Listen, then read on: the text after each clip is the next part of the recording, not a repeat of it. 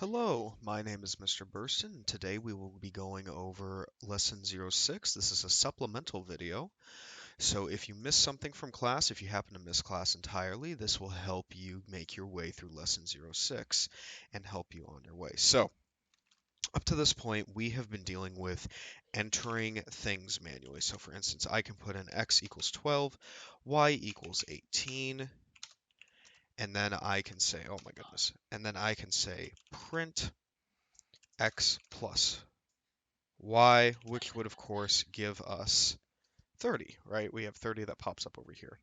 Now what I want to be able to do is I want to be able to say, well, what if the user wants to input their own number? So I'm going to say I'm going to say that our program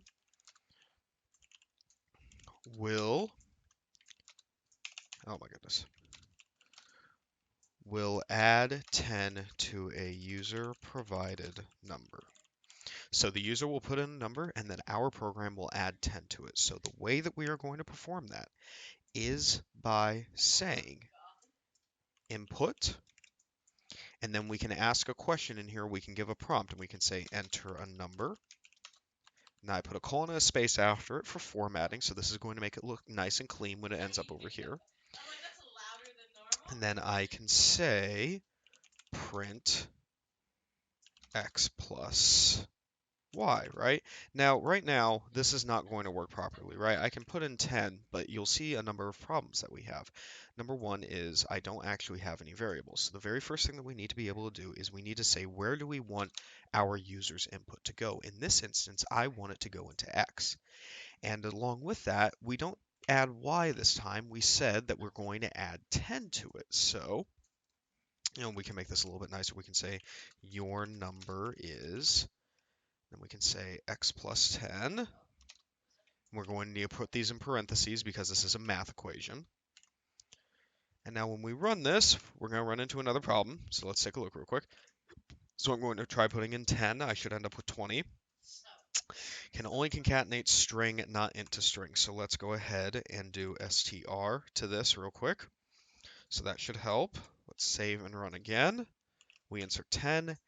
One last problem, we're receiving the exact same error. You can only concatenate string, not int to string, but we fixed it, right? We know that we fixed that through putting in string. The problem actually lies with our input. Input on its own actually will only take in a string. Let me show you what I mean by that. So let's say that instead of enter a number, I said enter your name. And we will say your name is, and then I will say X. Now I save and run this, and if I enter my name now, so we're going to go with Mr. Bursten, boom, we have no problems, right? So that means that whatever is being put into X must be a string. There is a very, very easy fix to this. We can simply use something that we've already learned, int, in order to correct this. So now, whatever we put in this input will be converted to an integer. So you have to remember, this is what will end up running first, right? And then afterward, int will attempt to convert it to an integer. If we try to run this right now, and I try to put in my name again, invalid literal for int with base 10, Mr. Bursten. See, it cannot read it anymore because we're trying to convert it to an integer. So let's go back to our original problem, enter a number, and then we'll say your added number is, and now we can say x plus 10.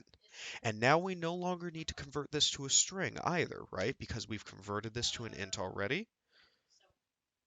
We do need to convert it to a string though.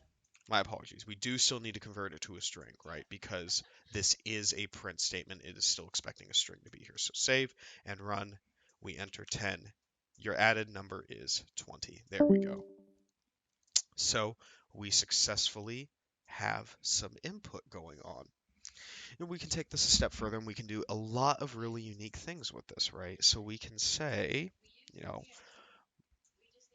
the other ways that we can take input as well, aside from those strings and numbers, we can actually put in floating point numbers as well. So if I go ahead and hit run on this again, if I put in 10.5, We do have a small error, so it's saying invalid literal for int with base 10, 10.5. So int can't read a whole number, but float absolutely can. So let's try this again. So I can put in 10.5 instead, and I end up with 20.5. Remember along the way, if you ever feel lost, go ahead, pause the video wherever you need to, go back, take a look over some of the code that I've provided, take a look through the errors as well. We have a lot of them that we went through and why we ended up getting them. I hope this supplemental video helps. If you have any questions, always feel free to ask me during class, and I hope you're having a good day.